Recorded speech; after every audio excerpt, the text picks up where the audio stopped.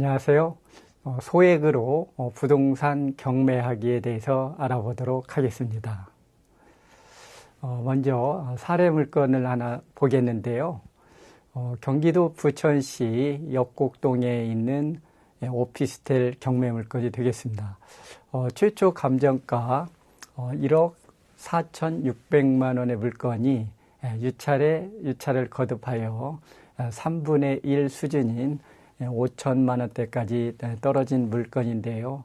이처럼 이 물건이 부천역 바로 역세권에 소재한 물건임에도 불구하고 유차를 거듭한 이유는 몇 가지 단점이 있는데요. 첫 번째는 경매 대상이 전부가 아니고 경매 물건의 일부, 우리는 이를 지분 물건이라고 하는데요. 우리 학우님들이 잘 아시다시피 지분 물건에 있어서 임대인이 단독으로 관리 행위를 하기 위해서는 매각 대상이 다수, 즉 적어도 50.1% 이상의 물건이 돼야 됩니다. 그런데 이 물건은 매각 대상이 절반에 미치지 못하는 42.5%가 매각 대상이 됩니다.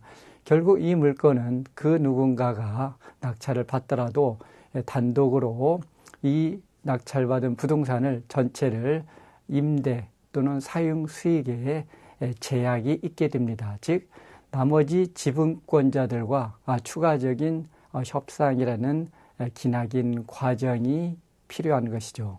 바로 이 부분이 이 물건의 가격 하락에 큰 영향을 미쳤던 것 같고요. 또 하나는 이 물건은 역세권에 소재하고 있는 물건임에도 불구하고 오랫동안 관리가 제대로 이루어지지 않았습니다. 즉 오랜 동안 공실로 방치가 됐는데요. 이렇다 보니까 그동안 밀린 관리비가 최저 매각가 5천만 원보다도 훨씬 많은 6천여만 원의 관리비가 밀린 부분도 낙찰자의 발목을 잡는 이유가 됐습니다. 그럼에도 불구하고 이 물건은 4명이 참여해서 7,300여만 원의 낙찰이 이루어졌는데요. 바로 7,300만 원의 낙찰 받으신 분들은 이처럼 지분 물건의 단점이 있고 그리고 밀린 관리비가 최저 매각가보다도 훨씬 많은 물건을 낙찰받은 이유가 있느냐라는 거죠. 겉보기에는 얼핏 우리가 쉽게 납득이 가지 않는데 이분은 이 낙찰자는 바로 이 물건이 소재하고는 위치를 감안해서 이 위치는 어느 것과 바꿀 수가 없는 천부적인 자원이 되겠죠. 그래서 이 물건을 처음 낙찰 당시에는 고시원, 그리고 낙찰 후에는 고시원에서 공유 오피스로 임대를 하기로, 즉 관리를 하기로 하는 목적으로 낙찰을 받습니다. 먼저 여하튼 운이 좋게도 운이 좋다라는 표현은 아마 이등과 가격 차이가 좀 나긴 했지만 좀 욕심을 냈습니다. 처음 낙찰 당시는 고시원으로 운용을 하더라도 월세 한 300 정도의 수익이 가능하지 않겠냐라고 해서 꼭 낙찰받고자 하는 절박한 심정으로 우리 경매계에서 우리가 낙찰받기를 원할 때 우리가 전가의 보도처럼 사용하는 경매계의 격언이 하나 존재하죠. 당신이 특정 물건을 낙찰받기를 원한다면 전 유찰가, 지난번 가격 7,154만 원인데요. 바로 이 금액을 넘기라는 격언이 있는데 최고가 매수인은 바로 이 격언을 참고해서 전 유찰가를 넘기고 낙찰을 받았는데 문제는 낙찰을 받고 뒤를 돌아봤더니 2등이 저 멀리 떨어져 있다는 조금은 씁쓸함이 있었지만 그래도 최고가 매수인은 낙찰 금액에 연연하기보다는 향후에 이 물건의 고시원 등을 통해서 고시원을 통해서 얻을 수 있는 임대 수익이 확고했기 때문에 2등보다 1,000여만 원 더 쓴 거에 대해서는 크게 개의치를 않았습니다. 문제는 여기까지는 낙찰자의 의지대로 잘 이루어졌는데 문제는 이 물건에 낙찰자가 단독으로 이 물건을 고시원으로 운용할 수는 없다라는 거죠. 왜 그러냐면 앞전에도 말씀을 드렸듯이 이 물건의 매각 대상은 부동산 전부가 아닌 일부, 그 일부도 50% 즉 과반수가 아닌 반수에도 미달하는 42.5%였다는 거죠. 참 이 부분이 아쉬움이 많은 부분인데요. 아예 우리 학우님들이 지분 물건을 경매할 때는 아예 소수 지분이면 차라리 나을 수도 있는데 이처럼 이 매각 대상은 공유자 7명 중에서 가장 다수이긴 합니다. 가장 지분이 많지만 이 물건의 낙찰자는 과반수에 미달하기 때문에 단독으로 관리라든가 임대 등의 행위를 할 수가 없게 됩니다. 물론 내 낙찰받은 지분에 대해서 처분은 가능하지만 사용이라든가 수익 등 임대 행위는 할 수가 없는 단점이 있어서 결국 공유자는 이 낙찰자는 잔금을 납부하면 나머지 공유자들과 협상을 하게 됩니다. 일반적으로 우리 경매계에서 지분 물건 관련해서 기존의 공유자와 원만하게 협의가 되면 최선이지만 협의가 여의치 않아서 결렬이 될 때는 결국은 낙찰자는 다른 공유자를 상대로 공유물 분할 청구 소송을 해야 됩니다. 일반적으로 공유물 분할 청구 소송을 하면 그 기간은 한 1년 정도 소요가 되고요. 그리고 공유물 분할 청구 소송에서 이 물건은 전체 7인이 소유하고 있을 때 7명의 소수 지분 등으로 분배할 수가 없기 때문에 판결은 이 부동산 전부를 경매 붙여서 그 매각 대금을 소유 지분별로 분배하라는 판결을 가지고 다시 부천 지원에서 경매 절차를 거치게 됩니다. 다시 경매는 우리 학우님들이 잘 아시다시피 신청부터 낙찰 그리고 배당까지 이루어지는 기간이 최소 1년 정도 소요가 됩니다. 즉 지분 물건은 기존의 공유자들 간에 원만한 협의가 이루어지지 않을 때는 적어도 2년의 소요기간, 즉 법률적인 소요기간, 재판상의 그리고 경매 절차를 통해서 나머지 지분권을 온전하게 재산권 행사한 데는 2년의 소요기간을 감당을 해야 됩니다. 결국 우리가 이 물건은 2021년 3월 달에 낙찰이 이루어졌다. 그러면 일반인들은 이 낙찰자가 이 지분 물건을 낙찰받은 물건을 어떻게 그 이후에 활용하고 있는지는 2년 후에 이 물건을 추적을 하면 대충 알 수가 있게 되는데요. 이 물건 역시 약 2년 정도 소요가 되는데 이때 그 2년은 앞전에 말한 공유물 분할 재판과 그 다음에 공유물 분할에 대한 경매를 통해서 2년이 소요되는 것이 아니라 매각 대상에서 제1인 나머지 소수 지분권자 6인을 상대로 낙찰자가 협상 과정을 거치는 기간이 그 기간 정도 소요가 된 물건이 되겠습니다. 그러면 42.5%를 7,300만 원으로 낙찰받으신 분은 나머지 공유자들과 어떤 과정을 거치고 그리고 협의가 끝난 후 애초에는 고시원으로 운영하려고 했는데 그 이후에 공유 오피스로 전환을 했는데 그 이후에 진행 과정을 소개하도록 하겠습니다. 먼저 쟁점을 크게 두 가지 부분으로 나누어서 소개를 하도록 하겠습니다. 관리비 부분에 있는데요.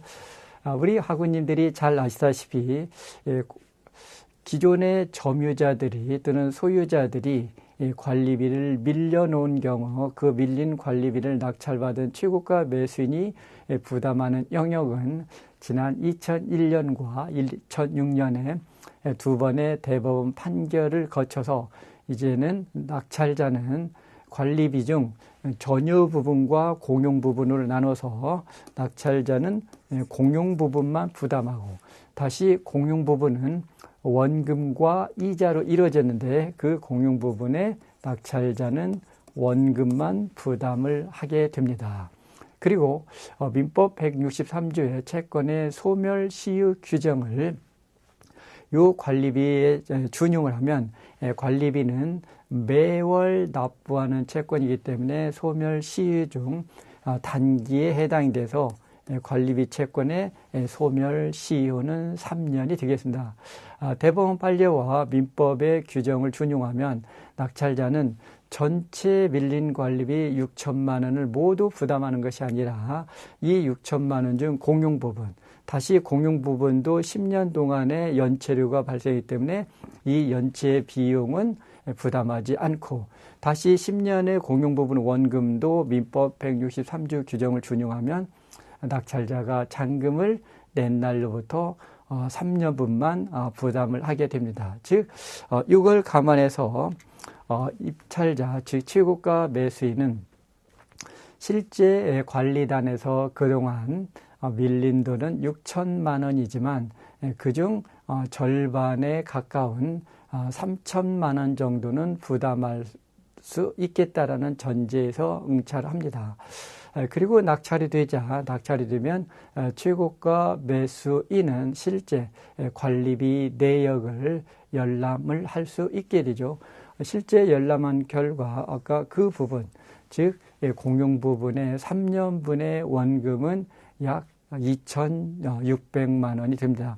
애초에 생각했던 3천만 원 정도 부담을 하겠다는 선에서 큰 오차는 없었던 거죠. 근데 최종적으로 이 낙찰자는 관리단하고 협상을 잘해서 실제 부담한 비용은 약 3분의 1 정도인 1,900여 원, 약 2천만 원이 좀 안 되는 금액을 부담을 합니다.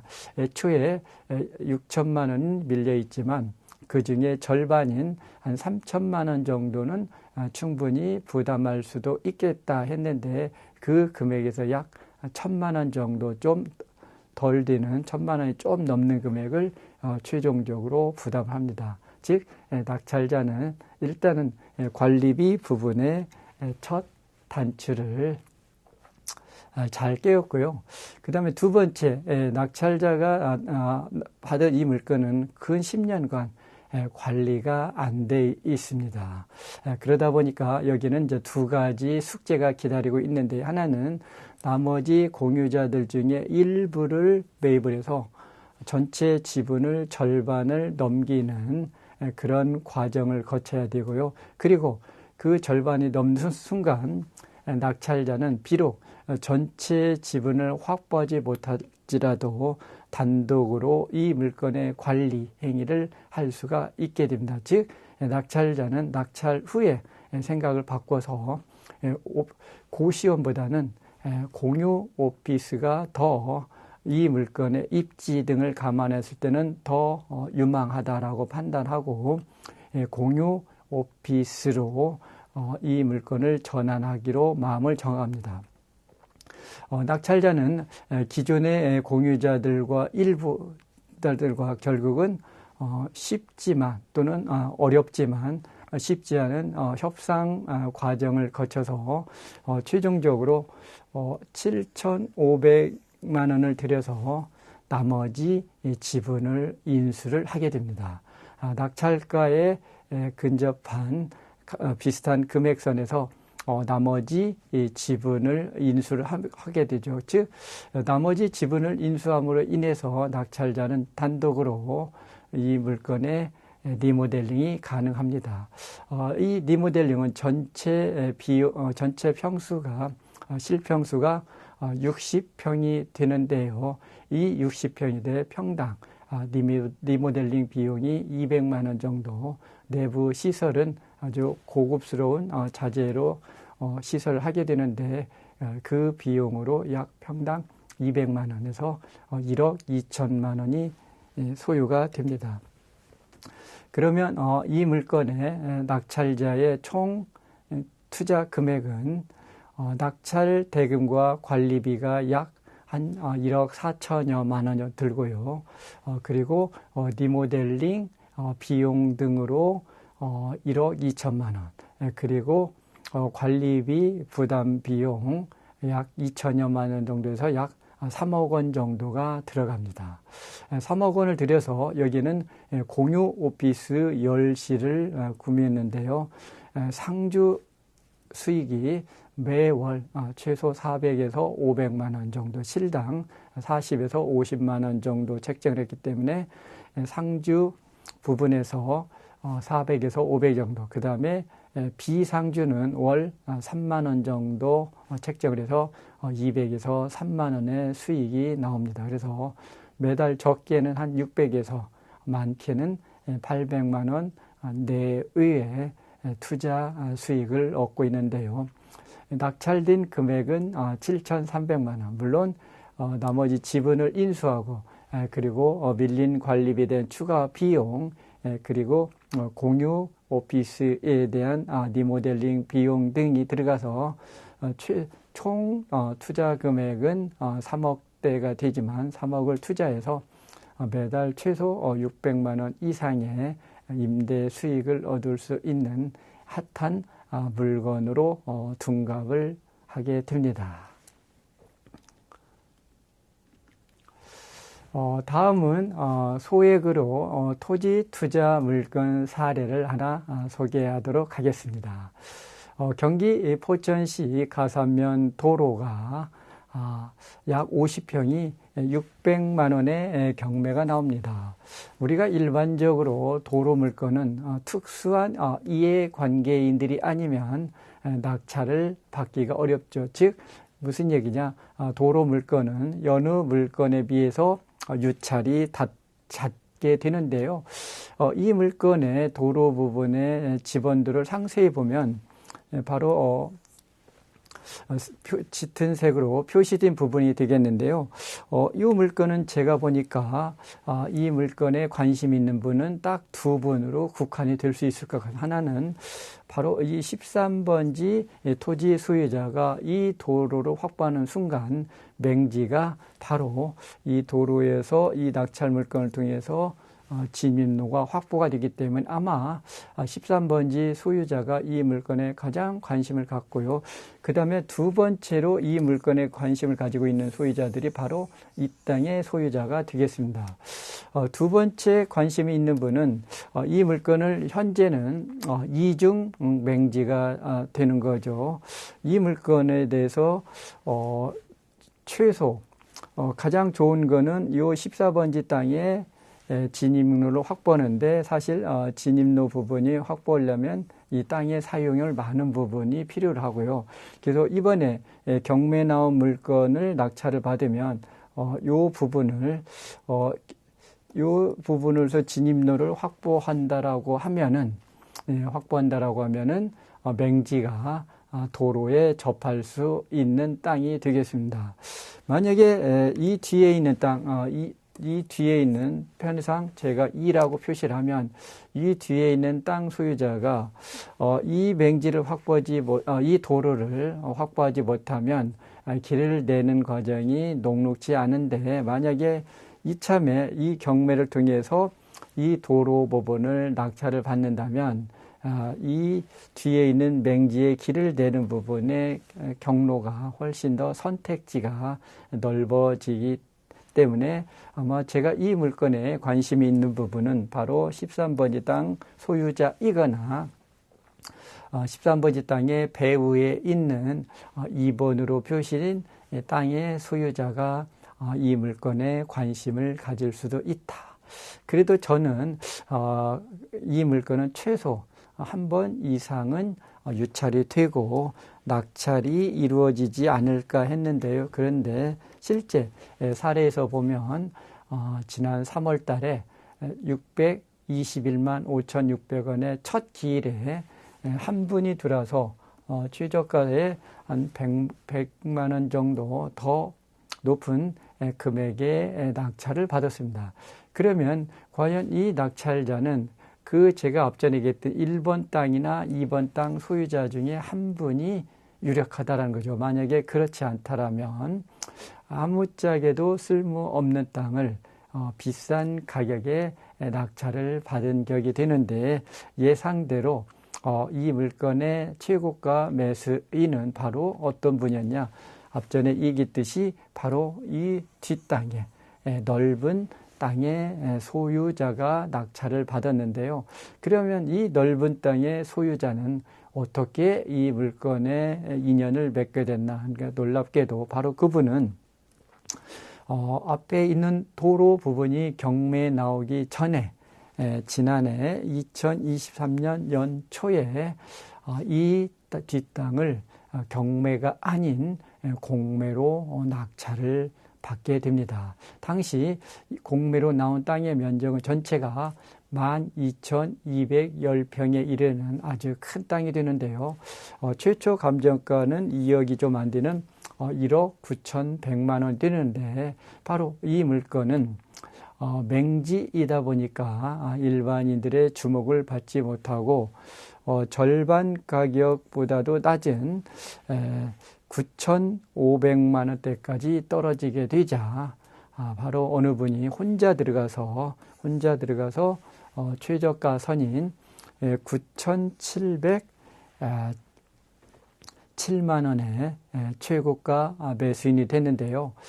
전체 공매에 나온 면적 12,200여 평을 9,700만 원에 낙찰받았기 때문에 평당으로 환산하면 아마 8천만 원 채 내외의 아주 싼 가격에 낙찰을 받으신 것 같습니다. 그런데 이분이 이번에 경매로 바로 요 진입로를 1차적으로 확보를 하고, 향후에 만약에 이분이 이 땅에, 인저지 땅에 진입로 또는 바로 이 땅의 진입로를 확보하게 된다라고 하면 이번에 그 마중물을 700만 원 정도의 700만 원이 좀 넘는 소액으로 낙찰 받으셨는데요. 그러면 이 땅은 평당 8천 원짜리가 최소 몇만 원, 즉 낙찰받은 금액은 9천여만 원, 1억 원이 좀 안 되는 금액에 낙찰받았는데 몇 억대의 땅으로 둔갑할 여지도 있다. 즉 700만 원의 마중물을 가지고 몇 억대의 가치 상승이 할 수 있는, 또는 가치 상승이 기대되는 물건이 되겠습니다. 아마 우리가 경매나 공매 시장에서 적은 돈으로 수익을 극대화할 수 있는 전형적인 사례가 되겠는데요.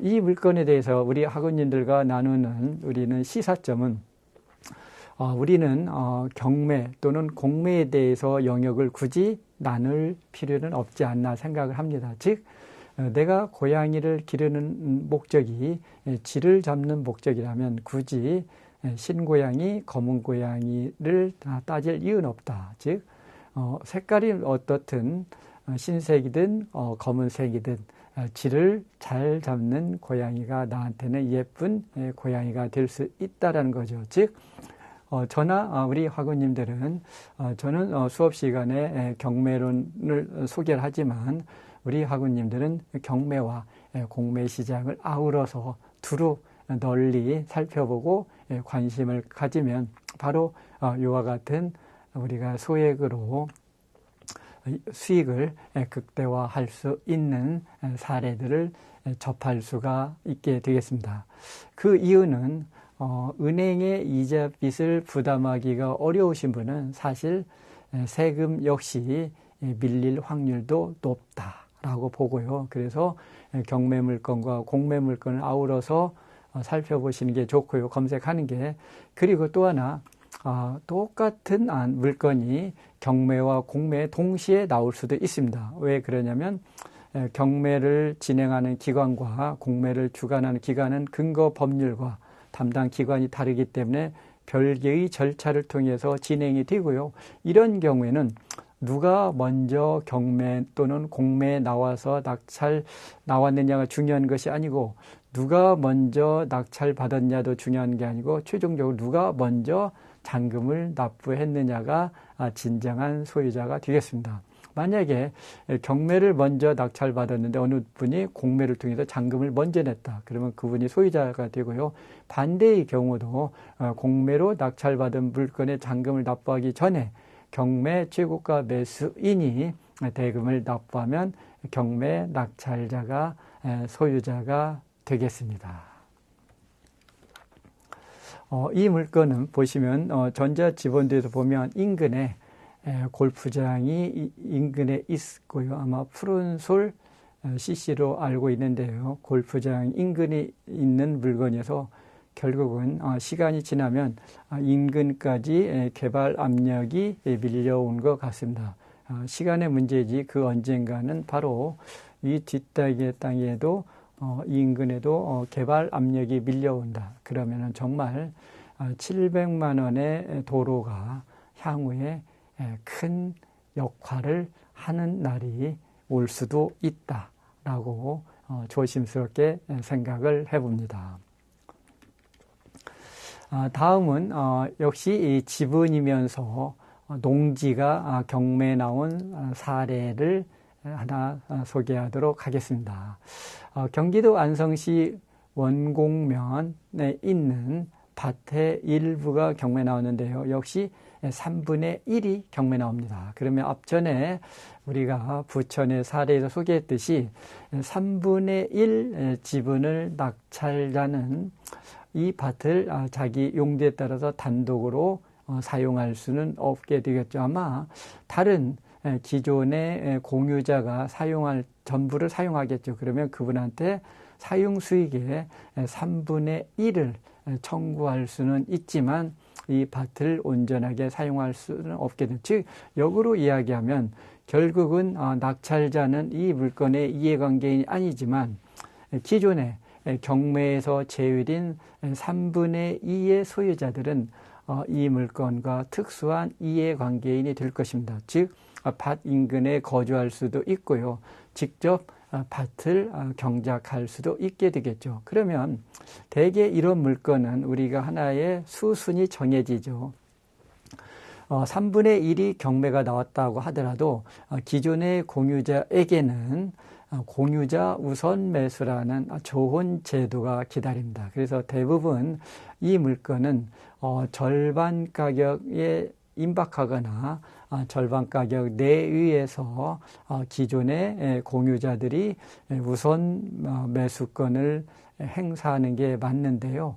이 물건은 놀랍게도 기존의 공유자들이 우선 매수권을 행사할 수 있음에도 불구하고 그 기회를 놓친 것 같습니다. 즉 무슨 얘기냐? 이 물건은 8,600만 원의 경매에 나와서 두 번이 떨어져서 절반 가격인 4,200만 원에 이르자 지난 1월 달에 두 분이 경합을 해서 최고가 매수인은 5,600만 원을 적어내고 그 다음에 2등은 5천만 원을 적어냈는데요. 이때 이 2등 하신 분은 아마 제가 알기로는 이 기존의 공유자 중에 한 분이지 않나, 가족 중에 한 분이지 않나 알고 있는데 이런 경우 직접 응찰하시기보다는 공유자 우선 매수권을 행사하는 게 낫지 않았을까 했는데 아마 제가 보기에는 이분들은 그렇게 생각하지 않고 설마 누가 지분의 물건을 응찰하겠느냐. 그래서 자기들이 아예 그냥 확실하게 5천만 원의 낙찰을 받기 위해서 응찰을 하셨는데 그런데 웬걸 한 분이 더 들어서 내가 쓴 금액보다 더 쓴 금액이 나오다 보니까 아마 이분들이 이렇다고 하더라도 실제 공유자는 직접 참여하는 것하고 공유자 우선 매수가 행사는 별개의 권리이기 때문에 내가 5천만 원 응찰해서 단독으로 됐다. 그러면 5천만 원의 최고가 매수인이 되고 그런데 웬걸 나 말고 또 한 분이 들어서 5,600만 원의 최고가 매수인이 나타나면 이때는 5,600만 원에 대해서 공유자 지위로서 우선 매수권을 행사할 수도 있었을 텐데 아마 이 절차에 대해서는 미처 거기까지 생각이 도달하지 못한 것 같습니다. 여하튼 이 물건은 이 부동산과 이해가 없는 분이 5,600만 원의 최고가 매수인이 되고 그리고 대금도 납부했는데 바로 납부하자마자 얼마 되지 않아서 기존의 공유자한테 연락이 왔다고 합니다. 즉 무슨 얘기냐? 이 땅은 오래전부터 농사를 지어왔던 땅이고 가족의 연고, 이해가 있는 물건이기 때문에 최고가 매수인에게 적정 금액을 추가적으로 부담을 할 때니까 금액을 매수인의 지위를 넘겨달라. 아마 우리가 지분 물건에 대해서 최고의 선택지가 나온 것 같습니다. 앞전에 소개했듯이 우리는 일반적으로 지분 물건의 회임 기간을 2년을 봅니다. 이처럼 협의가 되면 가장 좋지만 협의가 결렬이 될 때는 공유물 분할 소송의 1년과 그리고 그에 따른 경매를 통해서 환가는 1년, 그래서 도합 2년이 되고요. 그리고 지분 물건에 우리가 2년의 기간에 감당하면서 얻을 수 있는 수익은 자기가 투자한 금액의 1.5배 정도가 가장 경매에서 무난하고, 그리고 자기가 투자한 금액의 2배를 회수한다면 최고로 여겨지는 게 지분 물건인데, 바로 최고가 매수인은 2년의 소요 기간을 감당하지 않고 불과 몇 개월 만에 기존의 공유자들과 협의가 이루어지고 있기 때문에 아마 우리가 지분 물건에 있어서는 가장 좋은 선택지가 된 것 같습니다. 그리고 이 물건은 하나 우리가 기억을 해야 될 부분이 지목이 농지이다 보니까 농지 취득 자격증명을 제출해야 되는데요. 우리가 농지증 관련해서는 우리 학우님들이 두 가지를 기억해야 되는데, 하나는 매각 대상의 면적이 1,000제곱미터 미만인지 이상인지, 1,000제곱미터 미만일 때는 주말 체험 영농으로, 그리고 1,000제곱미터 이상일 때는 일반 영농 용도로 신청을 해야 되는데요.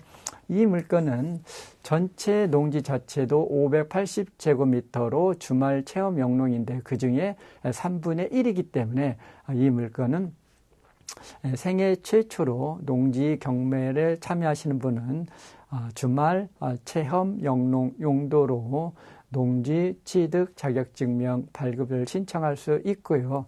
그리고 또 하나 우리는 지분이 농지가 나올 때는 과거에는 지분임에도 불구하고 여러 사람이 공동으로 이처럼 농지에 대해서 여러 사람이 공동으로 낙찰받는 게 허용이 됐는데, 이제는 지분 물건은 농지법상 최대 7명까지 공동 낙찰이 가능하기 때문에 혹시 우리 학우님들 중에서 지분을 농지, 일반 부동산은 공동 투자가 관계가 없지만 농지일 때는 한해서는 꼭 지분으로 낙찰받기 전에는 7명이 초과되면 안 된다라는 거 하고요. 그리고 그 이내일지라도 반드시 매각기일 전에 농지 소재지, 읍면 동사무소 또는 시군 군청에 농지 담당자와 사전 면담이라든가 미팅을 통해서 몇 사람이 공동으로 응찰하고자 하는데 농지 취득 자격증명 발급에 제한이 없는지 등을 꼭 확인 후 입찰에 참여하시기 바랍니다. 지금까지 제가 비교적 적은 돈으로 응찰하는 경매 물건의 종류별로 소개를 했습니다. 물론 사람에 따라서는 제가 소개한 물건도 소액이 아닐 수도 있고요. 또 반대로 소액이 될 수도 있겠지만 적어도 응찰하고자 하는 금액은 우리가 기존의 관념을 떠나서 앞전에 1,000만 원 미만에도 우리가 응찰할 수 있는 물건이 우리가 조금 더 눈높이를 달리하면 주변에 만날 수가 있다라는 거고요. 그리고 실제 1,000만 원 미만은 지방에는 많이 소재하고 있는 것 같습니다. 그렇지만 이 수도권 인근 지역에서는 사실 부동산 가격의 기본 가격이 정해져 있기 때문에 대부분은 여기는 우리가 사례에서 보듯이 1억 미만대, 대개 5천만 원 전후 또는 3천에서 5천 또는 7천만 원 전후에 들어갈 수 있는 물건들은 종종 접할 수가 있을 것 같습니다. 제가 이런저런 몇 가지 내용을 소개를 하셨는데요. 이런 내용들이 우리 의사결정에 또는 학습하는 데 우리 학우님들에게 작은 도움이 되셨으면 좋겠습니다. 오랜 시간 동안 수고 많으셨습니다.